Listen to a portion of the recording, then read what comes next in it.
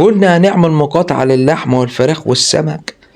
مش عارف ليه يا اخي الناس عامله زحمه عند بتاع اللحمه والفراخ، مش عارف انا والله. طب انتوا رايحين تعملوا ايه هناك؟ مقاطعه هناك؟ ما انا مش فاهم، الناس بتتخانق على الموزه واللي بيتخانق على الضلعه، حاجه غريبه يا اخي. جو يا اخي بتاع اللحمه يا اخويا كل يوم يحط سعر والناس برضو تشتري.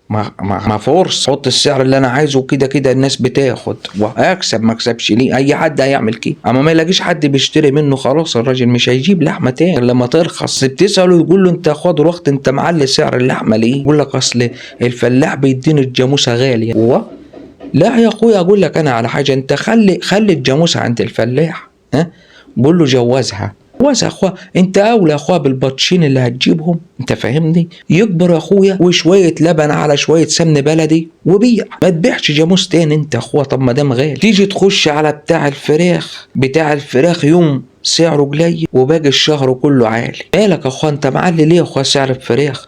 يقول لك اصل بتاع المزرعه بيجيب لي الفراخ غالي، انا لازم ابيعها غالي. هو ماله يا اخويا؟ رجع له انت الفراخ يا اخويا، قول له انت اولى بالبيض بتاعها، تقعد له اخويا هناك في المزرعه كده هو لما تبيض له كام بيضه حلوين، فاهمين انتوا؟ يبيع بيض بلاش يبيع فراخ. ما العلف نزل يا اخي، العلف نزل. انا عندي واحد زميلي انا مربي بيعها فوق السطح، الشوال كان بيجيبه ب100 بيجيبه ب60 جنيه دلوقتي. كونش يا اخويا شوال البيع نزل، شوال الفراخ لسه يمكن جاي في السكه ولا حاجه. اللي مش لاقي له حل انا بقى بتاع السمك ده.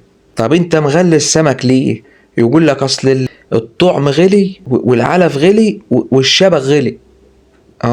وبيطلعوا من الميه بيحطوا في ميه معدنيه اهو. عشان ايه؟ الميه المعدنيه حلوه ليه، فغالي الميه المعدنيه بيغلي السمك. الراجل يطلع واحد يكلمني فيديو ويقول لي بوريني السمك هيعفن ازاي، اصل انا عندي تلاجات، ومصور لي التلاجات قال بتاعت ايه؟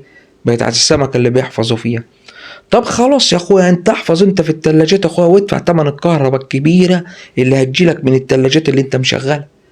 ما انت ما حدش كده هيشتري منك يا اخويا. فاحنا يا اخوانا فيها ايه؟ انا نفسي اسال سؤال، احنا لو ما كناش لحم ولا فراخ ولا سمك هيحصل لنا ايه؟ مش هنموت ولا هيحصل لنا حاجه. احنا نهدى كده ونعمل مقاطعه للحاجات ديت وكروشنا دي تهدى شويه يا اخي.